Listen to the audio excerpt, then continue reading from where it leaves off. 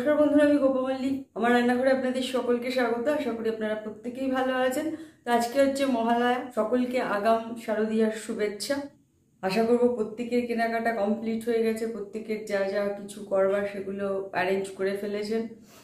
আর হাতে গোনা মাত্র 4 দিন রয়েছে মাঝে, তারপরে এই পুজো।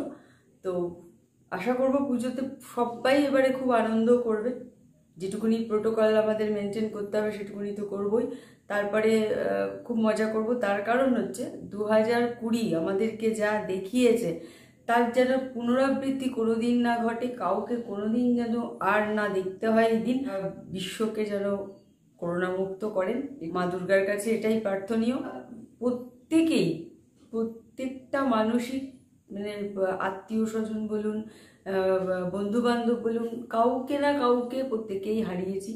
তাদের আত্মার জন্য শান্তি কামনা করব। আর তো আমাদের কিছু করার নেই, একটু ভালো মন্দ মিলিয়েই তো আমাদেরকে বেঁচে থাকতে হবে। তো সব মন্দর মাঝখানেও একটু আনন্দ পেতে চাই আমরা। বাঙালিদের শ্রেষ্ঠ উৎসব এটা। পুজোর যে কেনাকাটা হয়েছে সেগুলো আপনাদের সাথে শেয়ার করা হয়নি, সেগুলো আজকে করব। আর একটা কথা, ভীষণ ভালো আজকে একটা রেসিপি দিতে চলেছি। তো রেসিপিটা অবশ্যই আপনারা বাড়িতে ট্রাই করবেন, না হলে খুব বড় রকমের একটা কি বলে টেস্ট মিস করবেন। তার আগে সকালে টিফিনটা শেষ করে নিই, তারপরে আসছি রেসিপি নিয়ে। তো সেটা হচ্ছে হান্ডি মটন। ভীষণ ভালো রেসিপি, আমার হাজব্যান্ডের ভীষণ ফেভারিট ডিশ একটা। চিকেনটা দিয়ে প্রায় করা হয়, মটনটা একটু কম হয়। ও পুজোতে আপনারা জমিয়ে খেতে পারবেন, বাইরে ঘরেই ভালো মন্দ করে খাওয়া যাবে। পুজোটা খুব ভালোভাবে আপনারা এনজয় করুন, আমিও করব। চলুন আজকে জলখাবারটা শেষ করি। জলখাবারটাও একটু আলাদা কিছু করব, তাকে তো চলুন সেটা আগে দেখে নিই, তার বেকার সময় নষ্ট করব না কথা বলে। তো এখানে রিফাইন তেলটাকে ভালো করে আমি গরম করে নিয়েছি। আর ময়দাটা যেভাবে আমরা লুচি বা পরোটা করি, যেভাবে ময়ামটা দিই আমরা সেভাবে করেই দিয়েছি, শুধু এর মধ্যে দেওয়া হয়েছে একটু বেকিং পাউডার। তো এই কারণে সুন্দর ফুলছে দেখুন পাশ থেকে। আর এভাবে করেই আমি ভেজে নেবো, একটু লালচে করে ভেজে নেব। খুব সুন্দর হয়েছে, দুপাশ থেকে বেশ সুন্দর করে ফুলেছে। তো এপিট উপিট করে উল্টে আমি এটা ভালো করে ভেজে নিচ্ছি। ভাজা হয়ে গেছে, নামিয়ে নিচ্ছি। আর এটা আজকে আমি রায়তা দিয়ে খাবো না, খাবো হচ্ছে মিষ্টি দই দিয়ে। তো অবশ্যই এটাও একবার ট্রাই করে দেখবেন কেমন খেতে হয়। আর রায়তা দিয়ে নয়, মিষ্টি দই দিয়েই খেয়ে দেখবেন। তো খুব সুন্দর হয়েছে দেখুন। আর এটা হাত দিয়ে সহজেই ভেঙে ফেলা যাচ্ছে, কিন্তু পাঁপড়ের মতো এরকম শক্ত নয়। আর ভাঙতে কিন্তু একেবারেই কষ্ট হচ্ছে না, খেতেও কষ্ট হবে না।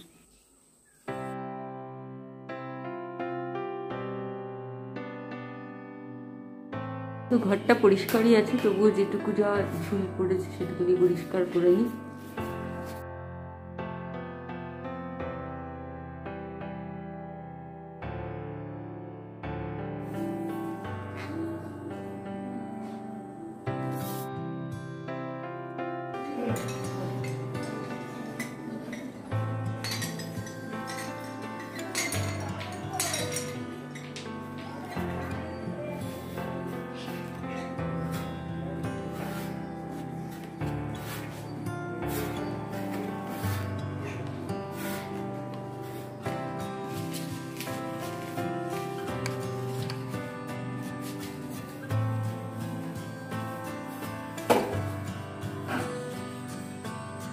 তো হান্ডি মটন রান্না করবার জন্য এখানে আমি হাঁড়িটা সারা রাত জলে ডুবিয়ে রেখেছি, এখনো জল রয়েছে। আর এখানে নিয়েছি 500 গ্রাম মটন।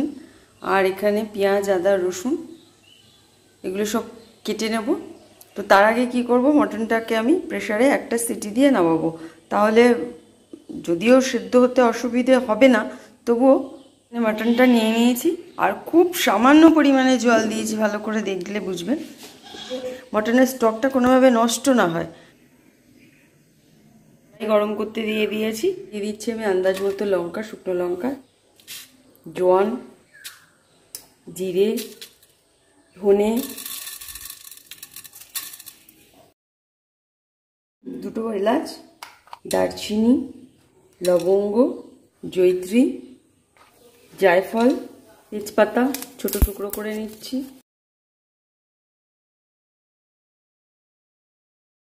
এর সাথেই আমি দিয়ে দিচ্ছি পোস্ত। আপনারা চাইলে পোস্তটাকে আলাদা করে বেটে নিতে পারেন।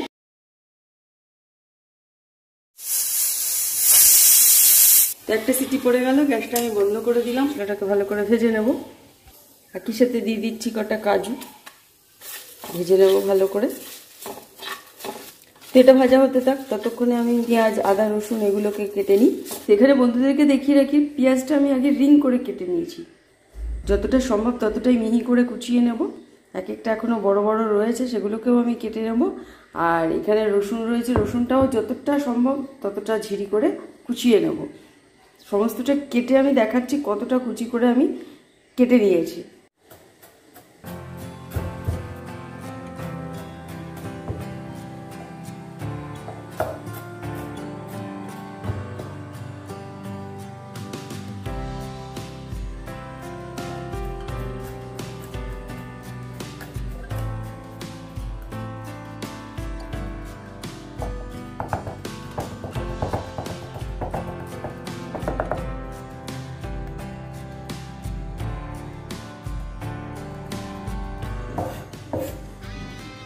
তো কতটা মিহি করে কেটে নিয়েছি দেখুন, রসুন আর পেঁয়াজটা যতটা মিহি করবেন টেস্টটা ততই ভালো আসবে।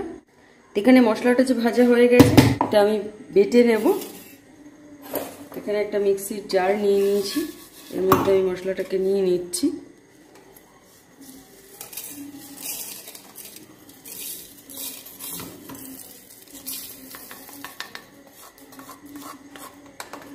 তো এটা শুরুতে জল দেবো না, শুরুতে একটুখানি বেটে নেব, তারপরে জল দিয়ে বাটবো।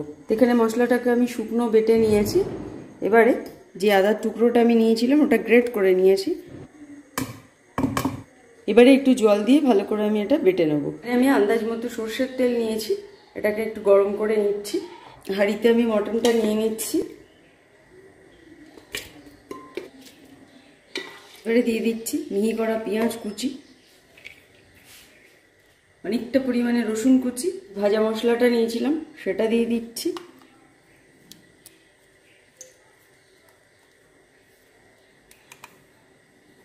আন্দাজ মতো হলুদ, আন্দাজ মতো নুন,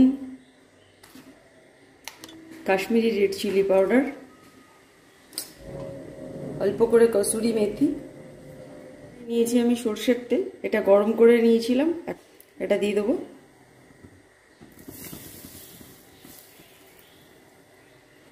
খুব ভালো করে এবার মিশিয়ে নেব।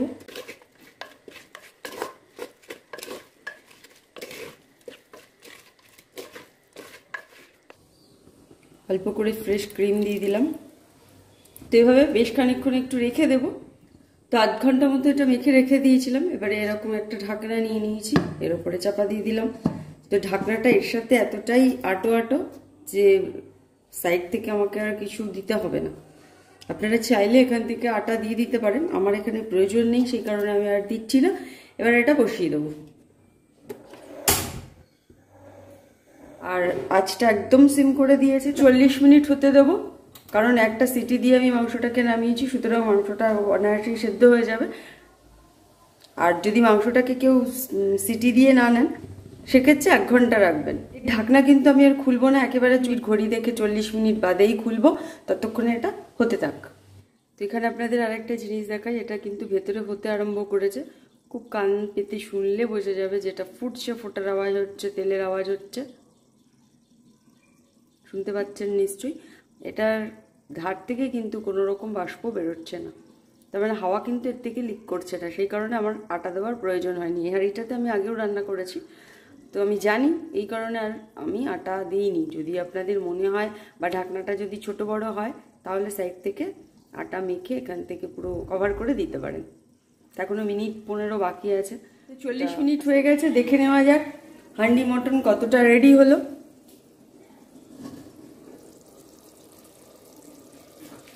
তো যেটা সব থেকে দেখা প্রয়োজন সেটা হচ্ছে সেদ্ধ কতটা হলো। সেদ্ধ কতটা হয়েছে দেখে নিই। খুব গরম, ভালো করে দেখা যাচ্ছে না, একটু ঠান্ডা করে তারপর দেখে নিই।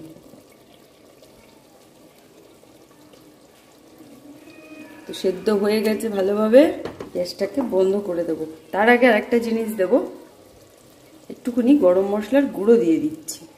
এমনিতেই ভালো গন্ধ বেরিয়েছে, খুব সুন্দর একটা গন্ধ বেরিয়েছে। ফুটছে, কতটা ভালো হয়েছে দেখুন। একটু নাড়িয়ে দিচ্ছি যেহেতু গরম মশলাটা দিলাম।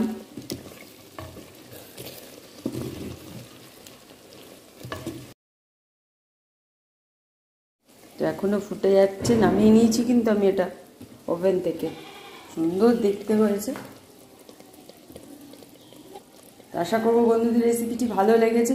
তো অবশ্যই আপনারা এটা বাড়িতে ট্রাই করবেন, নাহলে বুঝবেন না কেমন কতটা ভালো হয়েছে। অসম্ভব সুন্দর হয়েছে, অসম্ভব সুন্দর। তো খাবার টেবিলে আবার দেখা হচ্ছে।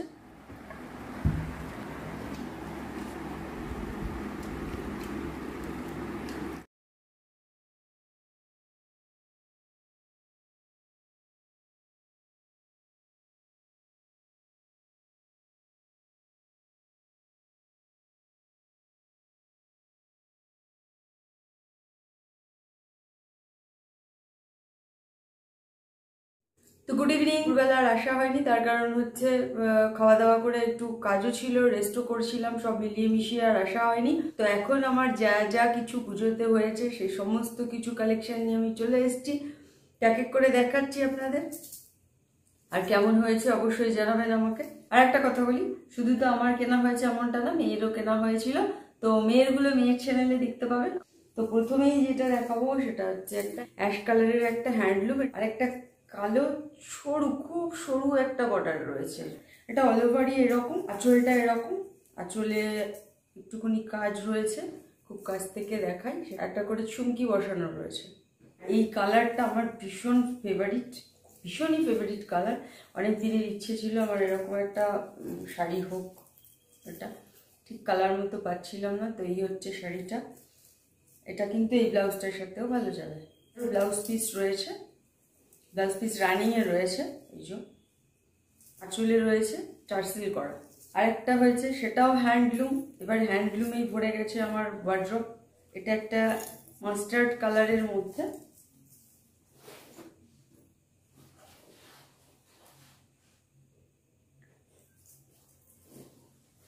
আর এখানে রয়েছে পাড় সবুজ আর হলুদে পাড়। আর এর মধ্যে কিন্তু এটা জড়ি না, এটা হচ্ছে মুগা সুতো দিয়ে কাজ করা, ঠিক আছে। এরও ব্লাউজ পিস রয়েছে, এটা হচ্ছে আঁচল, রানিংয়েই ব্লাউজ পিস রয়েছে, এটা ব্লাউজ। একদিকে হচ্ছে সরু পাড়, মানে যেটাকে গঙ্গা যমুনা পাড় বলে আর কি। তো এটা দিয়েছে আমাকে মা, আর এটা মাস্টার্ড কালার, সবাইকেই ভালো যায় এটা। এটা পরলে বেশ ব্রাইট লাগে। সব একসাথে বার করে নিয়ে, তাহলে দেখাতে সুবিধে হবে।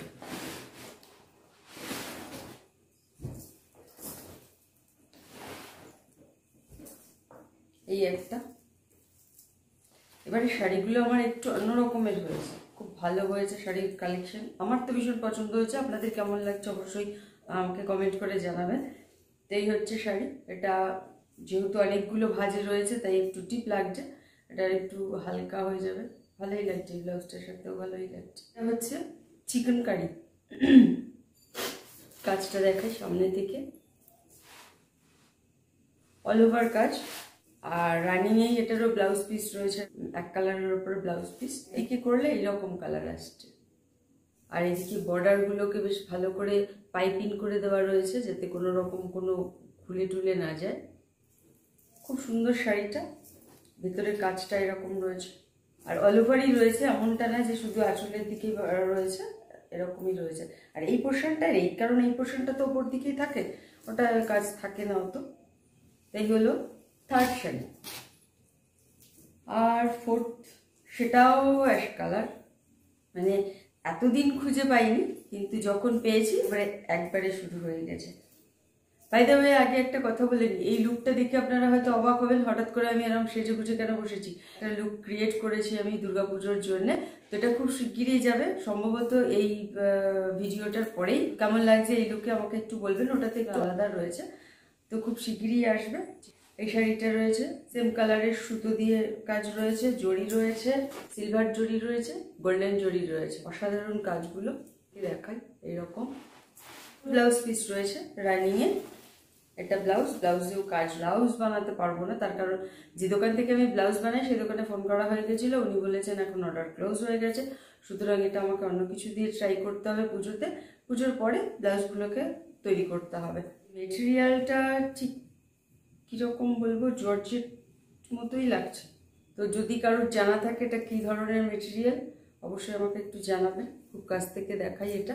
আর এটা হাতার কাজ রয়েছে, মানে আসবে। আর এটাকে কিভাবে দেব দেখছি, এটা যদি পেছনে দিই তাহলে অনেকটা কাজ বাদ যাবে, তো ভেবে দেখছি এটাকে কিভাবে কি ডিজাইন করে করা যায়। এটার প্রাইস বলে দিই যে 2760 টাকা।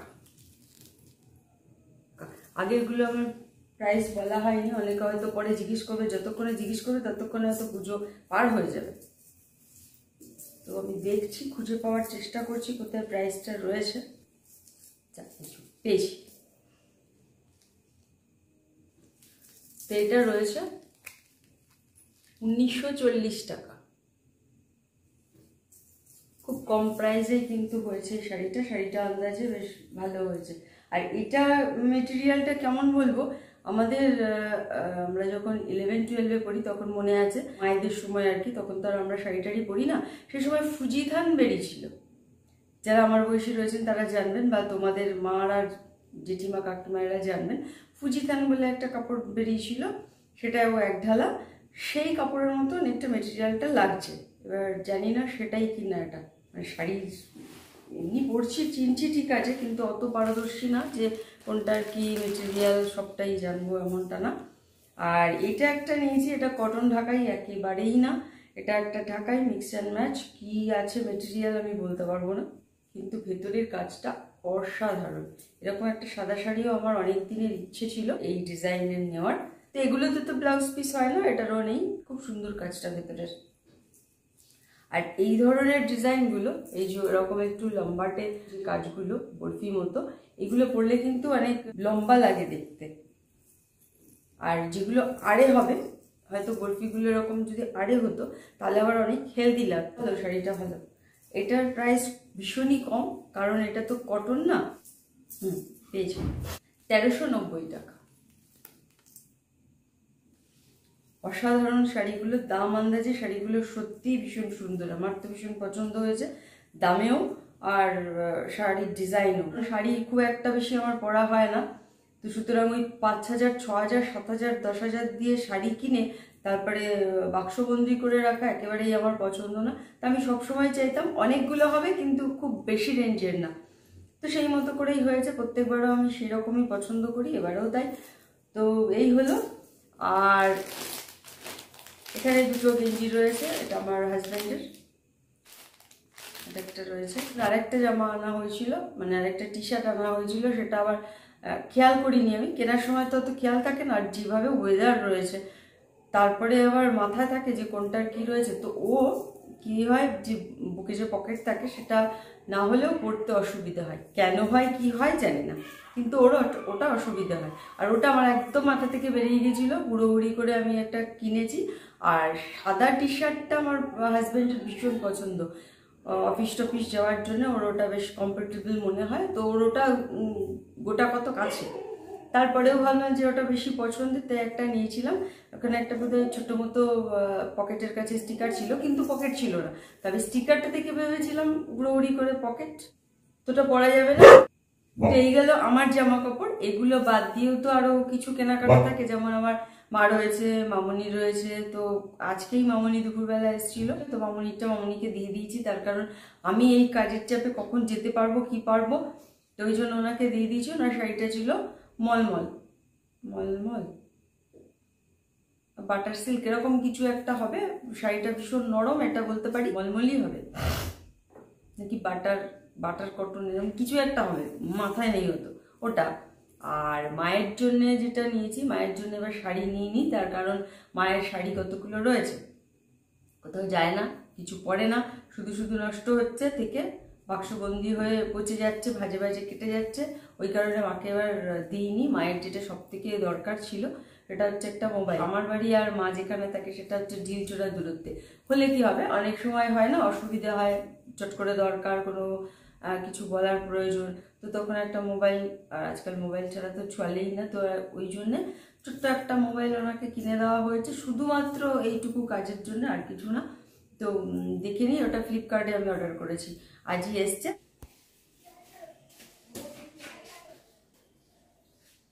তো এই গেল একটা। আর একটা যেটা রয়েছে সেটা হচ্ছে ফ্লিপকার্ট থেকে আমি ইদানিং বেশ আমার কাজের জন্য অনেক কিছু অর্ডার করেছিলাম।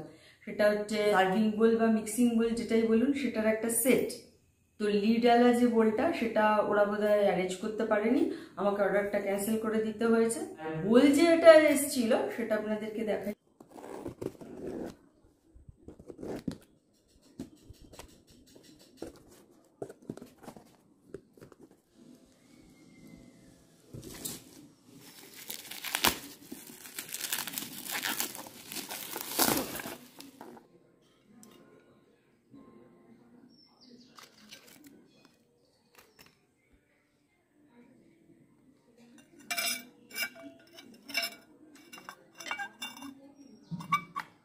মাঝেরটা হচ্ছে পুরো ফাটা, তো ওটা আমি কেন রাখবো, ওটা আমি রিফান্ড করে দিয়েছি। তো এখনো, এটা ক্যাশ অন ডেলিভারি ছিল, এখনো পর্যন্ত আমি পাইনি টাকাটা, ওরা বোধহয় আজকালের মধ্যেই দিয়ে দেবে। তো যাই হোক, এখনো আসেনি, এই হলো ব্যাপার। আর যেটা, সেটা বেশ কিছুদিন আগেই বোনের বিয়ে গেছে, আপনারা দেখেছেন ভিডিও। তো ওই কারণে তখন তো অনেকগুলো জুতো কেনা হয়েছিল। এবারে একেবারে ইচ্ছে ছিল না আমি কোনো পুজোয় জুতো কিনবো, কিন্তু একটা ইচ্ছে ছিল নিউ কাট কেনার। সেটা অনেক আগে আমার মেয়ে শুনেছিল, মেয়ের সামনেই বলা হয়েছিল, সেটা ওর মাথায় রয়েছে। তো আজকে নিয়ে এসছে আমার জন্য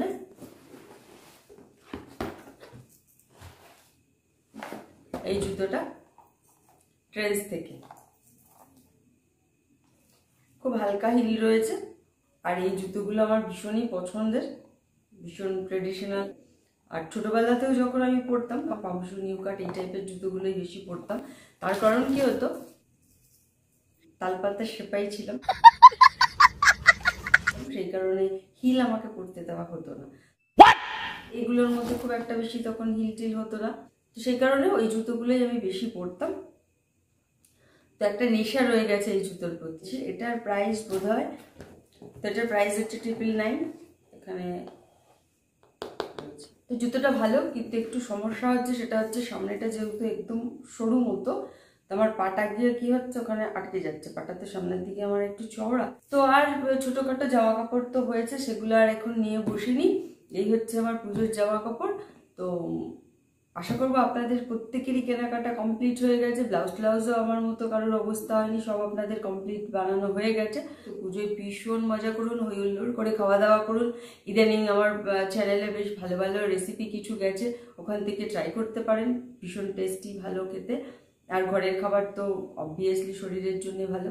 তো এই আর কি, আজকের ভিডিও আমি এখানেই শেষ করছি। নেক্সট খুব তাড়াতাড়ি পুজোর লুক নিয়ে হাজির হয়ে যাব। আর যারা এখনো চ্যানেলটিকে সাবস্ক্রাইব করেনি, তারা চ্যানেলটিকে সাবস্ক্রাইব করে নিন, আর নিচের যে বেল বাটনটি আছে ওটাকেও ক্লিক করে নিন, তাতে করে যখন যখন আমি ভিডিও দেবো আপনাদের কাছে নোটিফিকেশন পৌঁছে যাবে। তো আজকে এই পর্যন্তই। সকলে ভালো থাকবেন, সুস্থ থাকবেন, সাবধানে থাকবেন। নমস্কার, গুড নাইট।